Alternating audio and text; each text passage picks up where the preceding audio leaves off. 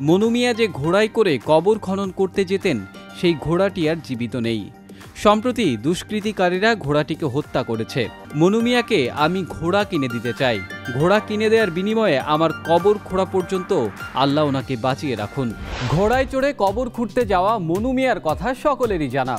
কোনো পারিশ্রমিক ছাড়াই মানুষের শেষ ঘর তৈরি করার কারিগর ছিলেন তিনি। সম্প্রতি মনু মিয়া অসুস্থ হওয়ায় তার সেই ঘোড়াটিকে দুষ্কৃতিকারীরা হত্যা করেছেন। সাধারণের পাশাপাশি সেই খবরটি মনে দাগ কেটেছে অভিনেতা খায়রুল বাশারেরও। কিশোরগঞ্জের মনু মিয়া কারো মৃত্যু সংবাদ কানে আসা মাত্রই খুন্তি কোদাল সহ প্রয়োজনীয় সব যন্ত্রপাতি নিয়ে লাল রঙের ঘোড়ায় করে ছুটে যান কবরস্থানে। এ পর্যন্ত তিনি খনন করেছেন ৩,০৫৭টি কবর। তবে কোনো কবর খোঁড়ার জন্যই কোনো পারিশ্রমিক নেননি তিনি। মনু মিয়া যে ঘোড়ায় করে কবর খনন করতে যেতেন সেই ঘোড়াটি আর জীবিত নেই। সম্প্রতি দুষ্কৃতিকারীরা ঘোড়াটিকে হত্যা করেছে।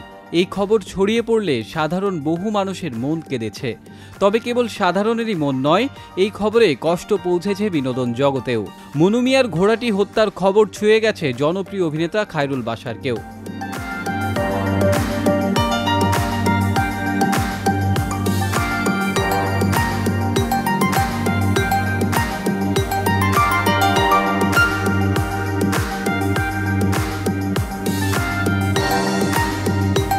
সোমবার তার ভেরিফাইড ফেসবুক প্রোফাইলে একটি ভিডিও শেয়ার করেছেন। ক্যাপশনে লিখেছেন, মনু মিয়াকে আমি ঘোড়া কিনে দিতে চাই।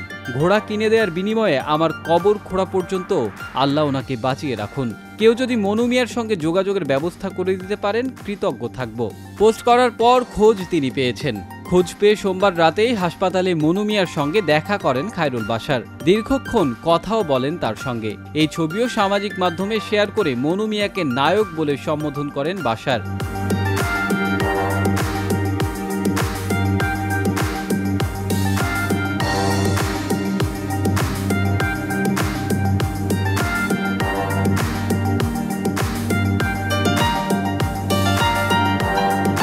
খায়রুল বাশার লিখেছেন, আজ এক নায়কের সাথেই দেখা হলো আমার। আমি নিজ চোখে এক নায়ককেই দেখে আসলাম। বুক মেলালাম এক নায়কের সাথে। আজন্ম এক নায়ক মনু মিয়া। এই নায়কের গল্প বলবো শিগগিরই।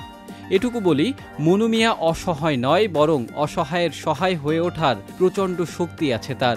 এই দিশাহীন সমাজে এক আদর্শের নাম মনু মিয়া।